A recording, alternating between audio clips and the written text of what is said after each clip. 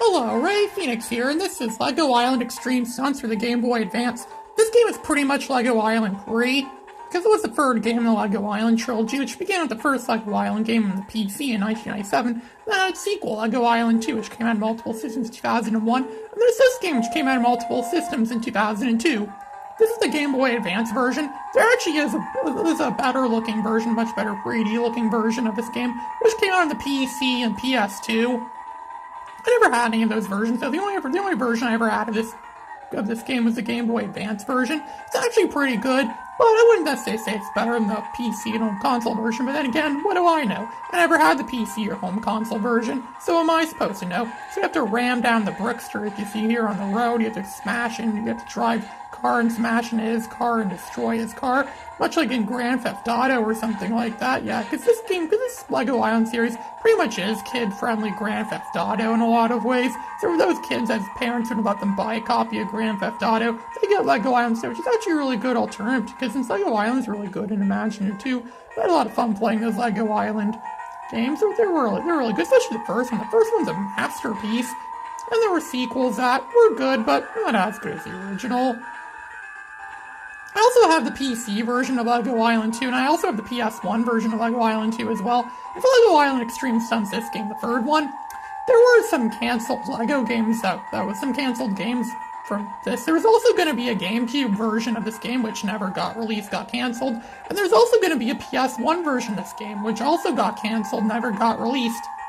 Lego seemed to have a thing about announcing games and never releasing them. The same could be said with Lego Island 2 on the N64. There was going to be an N64 version of Lego Island 2, but that never got released. Rumor has it, there's a ROM of it somewhere you can download. It's actually a lot better than the PS1 version, according to what one person said. I don't know if that's true or not, just what you heard. It's either Steven Spielberg in the background giving you your gold stars, giving you your awards, basically, for completing missions in the game. Because the story about this game is some film studio goes to Lego Island to film a movie called Xtreme Stunts, and characters like Pepper and the Brickster have to act in the movie. They're actors in the movie and they have the stunts in the movie. That's the story behind this game. It's not like, it is a different story. It's good that they do something different. It's not just the same thing that was in the first two games. It's simply a matter of the Brickster wants to take over the island, wants to rule the island, you have to stop him. And the first game was like a point-and-click adventure game, and the second and third game was more of like a 3D side, this 3D platformer, kind of like Mario 64. Games like there's that genre that's popularized with Mario 64. So this time around, you have to capture a bunch of things in the water, a bunch of boats in the water. You have to fly in a plane and capture them with the net. Yeah, it's pretty fun. It's not every part. This game's good overall. There are a lot of parts of this game that were poorly designed, poorly made. I'm not going to show off those parts. I don't want to show you bad parts of the game, but you get the idea. A lot of this game isn't that great, but this is a good game, but I wouldn't recommend paying a lot of money for it. Heck, I wouldn't really recommend paying any money at it for all, actually.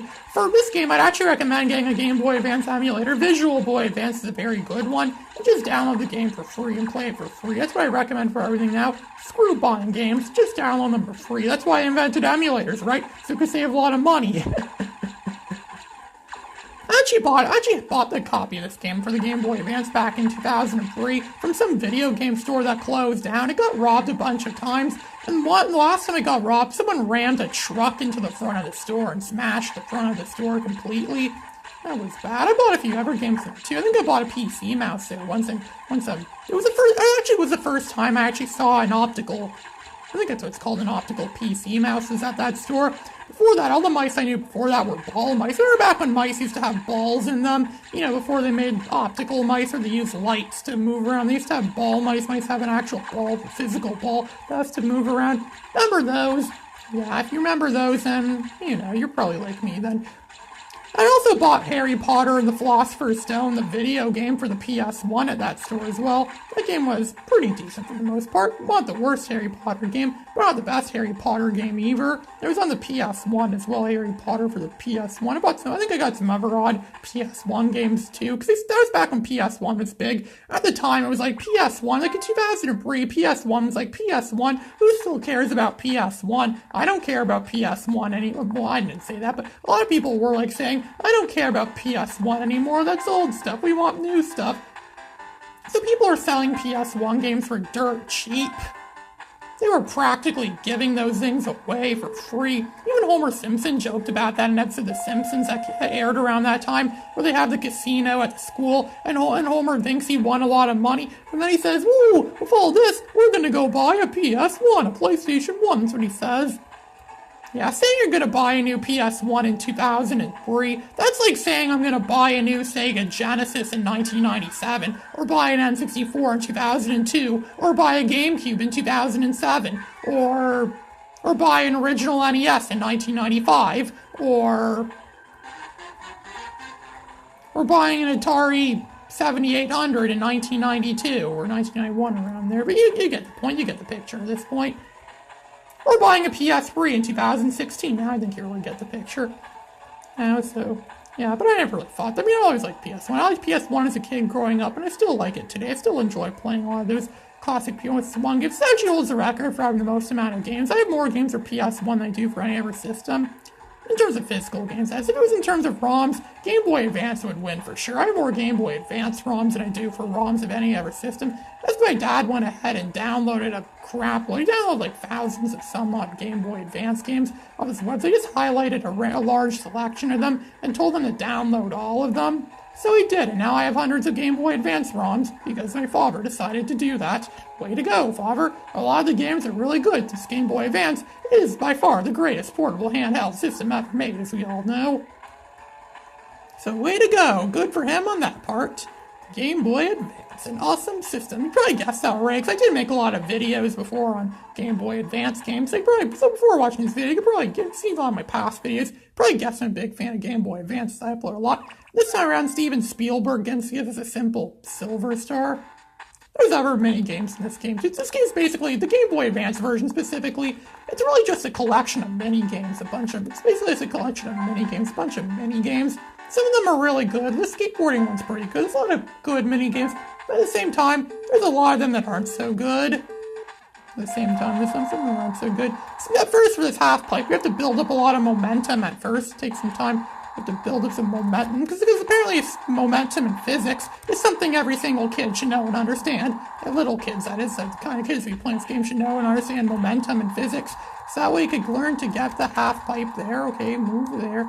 Takes a lot of time. You have to build up speed a lot of the time, too. It's all about building up speed so you can get up there. Okay, good. Got 57 points. See, once you get into it, okay, kind of messed up there, but once you get into it, it's like lava, rinse, repeat. It becomes built into instincts.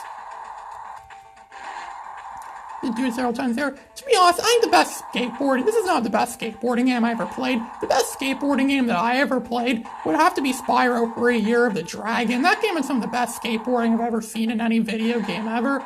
Spyro 3 truly is one of the greatest games ever. Not just one of the greatest games of the PS1, it's one of the greatest games ever. And I was interested in Spyro 3 around the same time as getting back into games like these at one point.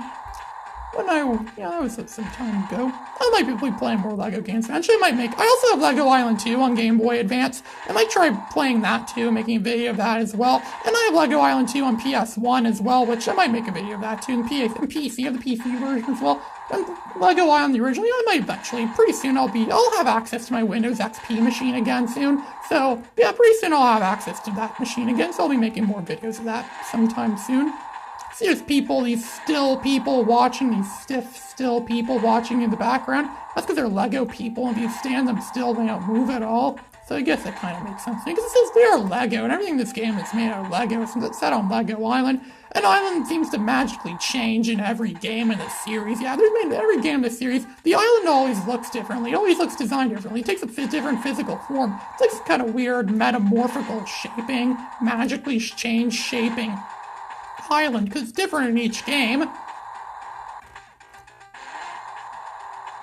Wonder why that is. I wonder how lazy those developers were. No, they're lazy. It means the opposite of lazy. It means like when you take a lot of charisma or a lot of, what do you call it? Like a lot of optimism and think, yeah, I can make the best island ever. But instead of following continuity, you completely say, screw continuity. I'm going to make my own new original thing. Because, as we all know, perfection is more important than consistency. You keep trying to make something perfect, even though it contradicts what you've done in the past. We all know that. And I finally got a gold medal. First time I ever got a gold medal at that part. Wow, I just witnessed a Ray Phoenix first right here, all you people watching this video. From Steven Spielberg. This is Ray Phoenix signing out.